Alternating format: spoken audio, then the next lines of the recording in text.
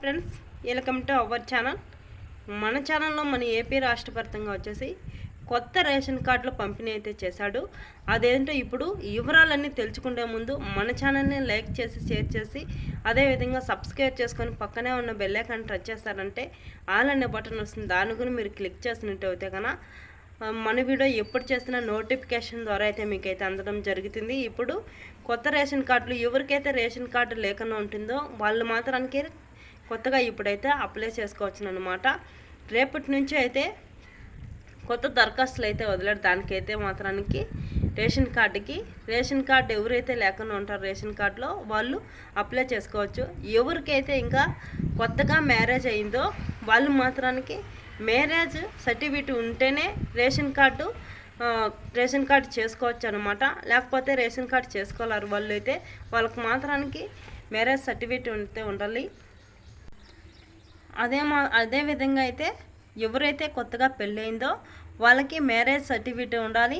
ఆధార్ కార్డులు ఉంటేనే మీరు దీనికి రేషన్ కార్డుకి అయితే అప్లై చేసుకోవటం జరుగుతుంది.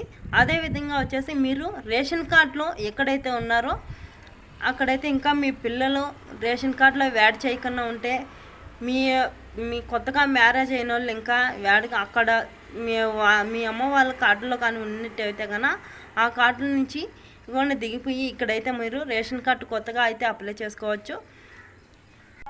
మార్పులు చేర్పులు కొంచెం జరుగుతున్నాయి కాబట్టి ఓకే ఫ్రెండ్స్, ఇది అప్డేట్ అయితే రేషన్ కార్డు పంపిణీ అయితే జరుగుతుంది. ప్రతి ఒక్కరూ అప్లై చేసుకోవాలి. అప్లై చేసుకుంటే ఇప్పుడైతే వదిలాడు కాబట్టి ఇది కొద్ది రోజులు మాత్రానికే ఉంటుంది ఈ ఆప్షన్ అనేది. ఇప్పుడు అప్లై చేసుకుంటేనే మీరు రేషన్ కార్డుకి అప్లై అవుతుంది. మళ్ళీ ఇంకొద్ది రోజులు పోయిన తర్వాత అయితే కన్నా అప్లై కాదనమాట. ఆ ఆప్షన్ అయితే ఉండదు, తీసేస్తారు. ఇప్పుడు ఎవరైతే రేషన్ కార్డులో లేకుండా ఉంటారో వాళ్ళని యాడ్ చేసుకోవచ్చు. రేషన్ కార్డులో ఉండే వాళ్ళని ఎవరన్నా మీ పిల్లోళ్ళు ఉంటే పెళ్ళైన వాళ్ళు ఉంటే వాళ్ళు కూడా తీసేయచ్చు, వేరే కార్డులోకి ఎక్కించవచ్చు అనమాట. మ్యారేజ్ అయిన వాళ్ళు ప్రతి ఒక్కరూ మ్యారేజ్ సర్టిఫికేట్ ఉంటేనే రేషన్ కార్డుకి అప్లై చేసుకోవడం జరుగుతుంది. ఓకే ఫ్రెండ్స్, ఇదే అప్డేట్ అయితే మన ఛానల్ని లాస్ట్ వరకు చూస్తేనే ఇన్ఫర్మేషన్ అనేది దొరుకుతుంది. లాస్ట్ వరకు చూసి మన ఛానల్ని లైక్ చేయడం మర్చిపోవద్దండి.